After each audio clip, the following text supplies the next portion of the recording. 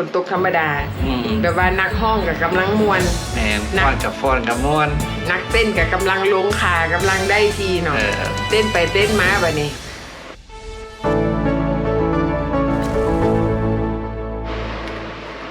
สบายดีพี่น้องสบายดีไอ้คุณสบายดีFC เนาะสบายดีแม่บ้านโอ้มื้อนี้สบายดีทุกคนเนาะมื้อนี้เฮาก็สิแบบม่วนๆหน่อยนึงมื้อนี้เฮาพักผ่อนจากเรื่องที่แบบว่ามันเครียดจาก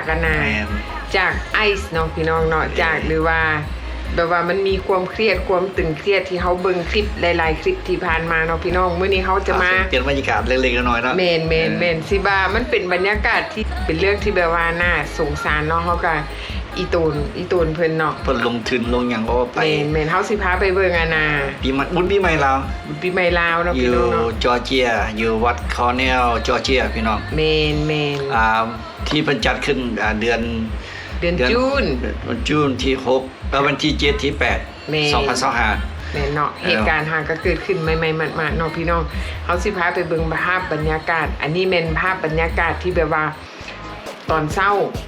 บรรยากาศดีพี่น้องอากาศก็ดีเนาะดีอากาศดีเนาะเฮาไปเบิ่งภาพบรรยากาศตอนเช้าเนาะสบายดีตอนเช้าพี่น้องเอ้ยมาเด้อมื้อนี้ปูนโคโลเลียเด้อ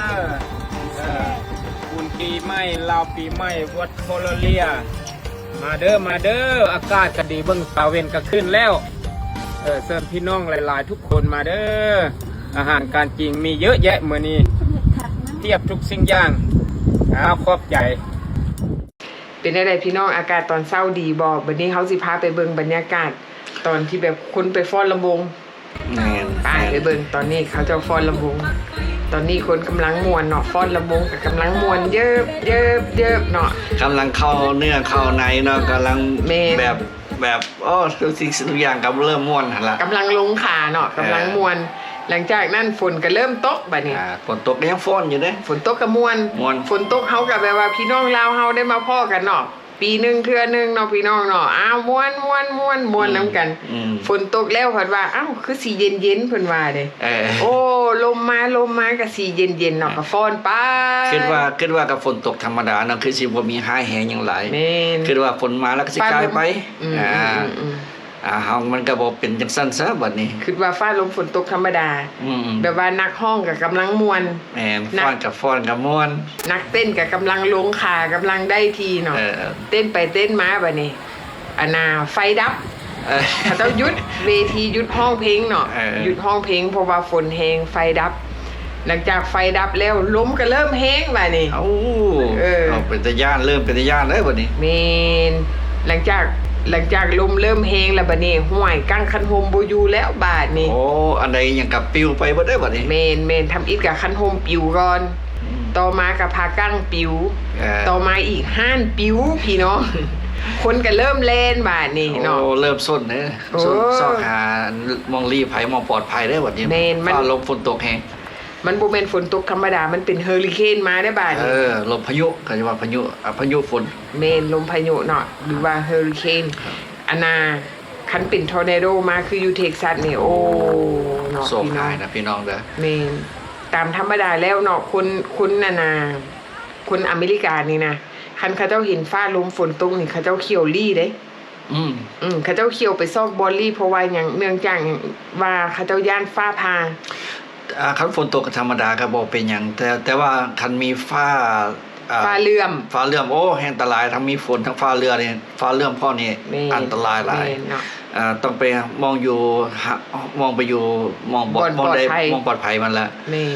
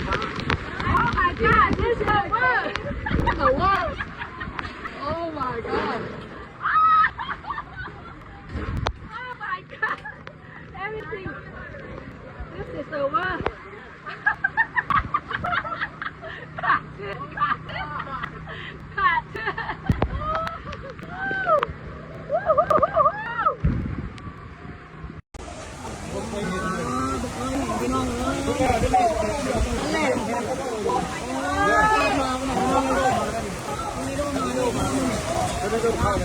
้นก่อนสติ๊กเกอร์มาได้ก่อนช่วยกันในเรื่องพี่น้องมาเนี่ย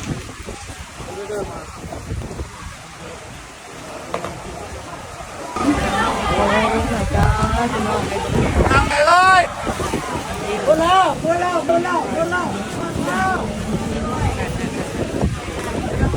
อยู่กองต้นไม้กับบ่ได้ บ่ได้ฟ้าผ่าห้ามเด้อพี่น้องห้ามเด็ดขาดไปรีอยู่กองตามต้นไม้เนาะมันอันตรายอาจจะเกิดฟ้าผ่าบางคนก็อาจจะบ่ฮู้ว่าการเจอทอร์นาโดเป็นแนวใดเนาะเฮาเคยพ่อแล้วเนาะอยู่นี่เนาะทอร์นาโดมันมาเท็กซัสนี่เนาะพี่น้องเขาเจ้าจะเปิดสัญญาณเตือนเปิดบ่อเป็นตาย่านแล้วเขาเจ้าก็มีสัญญาณเตือน Tornado Warning ให้เฮาไปรีอยู่ในห้องน้ำเนาะพี่น้องมีเทื่อนึงมันมาแถวบ้านเฮาเนาะสองผัวเมียก็บอกกันว่าอีหยังกะยาคันสมมุติว่า Tornado Touchdown เฮาเตรียมกระแจรถใส่ในกระเป๋าบัตรประจำตัวติดในกระเป๋าคันเกิดหยังขึ้นไปตัวไผตัวมันไปซะก่อนหลังจากนั้นจึงมาซอกหากันคันหากอันนี้มันฟังเบิ่งคือเรื่องตลกแต่ว่ามันซีเรียสเด้พี่น้องดังถ้าหากว่ามันเกิดแบบนั้นมันมาเป็นตาย่านอีหลีได้เขาก็ได้เข้าไปรีอยู่ในห้องน้ำเนาะพี่น้องเพราะว่าลมแฮงแบบเฮือนกระสั่นวึดเสียงลมเนาะเพราะว่าอยู่นี่เขาเจ้าก็เคยตามโรงงานเขาเจ้าก็สอนวิธีเฮาเอาตัวรอดจากทอร์นาโดว่าวิธีป้องกันตนเป็นแบบใดไปหาลี่อยู่ในเชลเตอร์ของห้องเชลเตอร์ก็คือคันอยู่โรงงานเขาเจ้าก็จะมีเขาเจ้าสอนเรื่องความปลอดภัยเนาะว่ามีบอนใดที่แบบว่าเขาสามารถไปลี่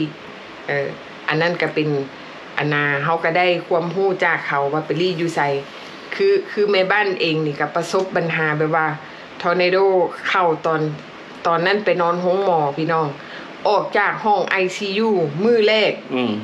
ง่ายออกจาก ICU จะไปอยู่ห้องธรรมดาทอร์นาโดมาพี่น้องโอ้ยแบบตอนนั้นเนาะจักสิเอาชีวิตตัวเองหาก็ออกจาก ICU จักสิเอาชีวิตรอดจากทอร์นาโดเขาเจ้าเอาคนเจ็บเบิดทุกคนออกมาอยู่ฮอลเวย์ออกมาอยู่บนทางยางคนเจ็บแบบว่าใส่ออกซิใส่อย่างก็ได้คินกันออกมาโอ้พี่น้องมาเป็นตาย่านหลายเมนเป็นตาย่านหลายเนาะเพราะว่าเขาเจ้าเปิดบ่อ Tornado Warning แล้วเขาเจ้าก็ประกาศอยู่ในห้องหมอคือซึกสงครามสิมานี่นะมันเป็นตาย่านอีหลีได้บ่เกิดกับไผบ่ฮู้เนาะอันนี้เฮาประสบพบพ่อด้วยตัวเองถ้าหากว่าคนใดเนาะ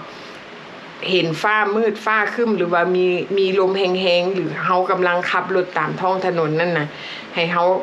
เกี่ยวซอกบอลลี่เขาจะจอดตามปั๊มน้ำมันบอหรือว่าจอดบอลใดก็ได้ที่เขาคิดว่ามันปลอดภัยสำหรับเขามันไปทั้งรถทั้งคนอีหลีได้คือสมมุติว่าเขาอยู่ตามไฮเวย์แม้แต่รถ18ล้อก็ยังปิวแม่นแท้เพราะว่าอยู่รัฐเท็กซัสนี่แม่นเรื่องทอร์นาโดนี่แม่นอันดับหนึ่งอยู่นี่มันบ่แม่นลมมาค่อยๆเขาเจ้าก็มีการแจ้งเตือนบางเทื่อบ่มีการแจ้งมาก็มีมันมาแบบฉุกเฉินมาแบบกระทันหันอยู่บ่อยู่มันก็เกิดขึ้นเองโดยที่แบบแจ้งบ่ทันหรือว่าเฮาบ่ได้รับข่าวสารแบบทันเวลาหรือว่าบ่ได้รับการแจ้งเตือนเขาแจ้งอยู่แต่ว่าเฮาบ่ได้ยินเฮาบ่ได้รับข่าวคือกรณีที่เฮาขับรถเมื่อบ้านเนาะ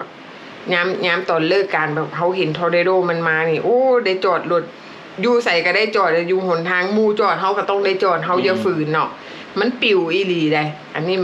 มันเป็นตาย่านอีหลีมันหลังจากเหตุการณ์มันผ่านไปแล้วเฮามาเบิ่งคืนน่ะมันเป็นเรื่องตลกเนาะแต่ว่ามันก็มีการแบบว่าคือบุญปีใหม่ลาวอยู่วัดนี่แหละเนาะพี่น้องตอนเฮาเบิ่งเฮาก็หัวเนาะมันเบิ่งคือเรื่องตลกค่ะแต่ว่าไปเจอตัวจริงเป็นตาย่านแล้วก็อีตนขอให้ทุกคนเนาะปลอดภัยไปได้ดีเนาะที่ทุกคนไปเจอเหตุการณ์แบบนี้แม่นหวังว่าคือสิบ่มีไผได้รับบาดเจ็บเนาะเครื่องของเสียหายก็อย่ามันเนาะพี่น้องเนาะเฮาหาไม่ได้แต่ว่าถ้าหากว่าเกิดการสูญเสียเกิดมีการบาดเจ็บกันเกิดขึ้นอันนั้นอันตรายเนาะพี่น้องเฮาก็ฝากเป็นกำลังใจให้ทุกคนที่ไปบุญปีใหม่ลาวเด้อพี่น้องบ่นึกบ่ฝันเนาะว่าไปบุญปีใหม่ลาวนี่จะได้ประสบการณ์มีเรื่องเราแม่นแบบว่าส่งท้ายปีเก่าอีกแท้ๆได้ลบล้างว่าเบิดได้น้ำฝนล้างแท้ล้างว่าเนาะพี่น้องเนาะอีตนคนไปขายเครื่องไอ้หุ่นเนาะเพิ่นหาก็เริ่มไปขายเครื่องมื้อแรกไปเจอพายุซ้ำบาดนี้เพิ่นก็ว่าโอ้คือสิบ่มาอีกแล้วเพิ่นว่าเมื่อครั้งแรกแล้ว กระครั้งสุดท้ายเพิ่นว่าเด้แต่อีตูนเนาะบ่ยากปีหน้าอาจจะเปลี่ยนใจใหม่ก็ได้ตอนเขาเจอใหม่ๆนะครับก็ตกใจย่านแบบนั้นแล้วโอ้พอละบ่อยากเจออีกแล้วแบบปัญหาแบบนี้ก็คือคนไปเที่ยวบุญปีใหม่ลาวอยู่รัฐเทนเนสซีฝนตกทุกปีแม่นคิดว่าปีนี้สิบ่มีฝนสุดท้ายแล้วฝนก็ตกแม่นทุกปีฝนตกเนาะแต่ว่าคือรัฐจอร์เจียนี่เนาะบุญปีใหม่ลาวเขาเจ้าก็คือสิบ่คิดว่าสิมีลมพายุมันมาแฮงปานนี้เพราะว่าตอนเช้ากับฟ้าแจ้งแม่นบ่ทุกคนก็ไปม่วนคนก็กำลังม่วนก็คิดว่าฝนตกแบบธรรมดาบัดลมมันสิมามันก็มาบาดเดียวสาที่เบิ่งผ่านๆมาแต่ละปีเพิ่นก็บ่ค่อยมีเลยเหตุการณ์แบบนี้แต่ว่าปีนี้มาเยอะเฮาก็พฤดิกบ่ได้เนาะว่าดินฟ้าอากาศจะเป็นอะไรแม่นทุกมื้อนี้ดินฟ้าอากาศมันมีการเปลี่ยนแปลงเนาะอยู่บ่อยู่ฟ้าแจ้งจังป้างแนวนี้น่ะมักเฮ็บตกและอันสิ่งที่เป็นตะหัวไปก่อนนั้นเนาะคือฝนตกอยู่บ้านเฮาเนาะเนเบอร์ฝนบ่ตก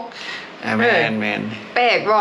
ฝนตกอยู่บ้านเฮาบักแห้งๆบัดย่างข้ามไปเฮือนเนเบอร์ว่าแดดออกฝนบ่ตกนี่แหละเนาะนั่นก็มีเฮาได้ยินแต่ว่าฝนตกบ่ทั่วฟ้าอันนี้มันเกิดขึ้นอีหลีโอ้เสียดายตอนนั้นเฮาถ่ายคลิปไว้เนาะตอนนั้นเฮายังบ่ได้เฮ็ดเด้อแม่นเนาะวันนี้เฮาก็จะได้บันทึกไว้ให้หลายๆคนเบิ่งอันใดมันเกิดขึ้น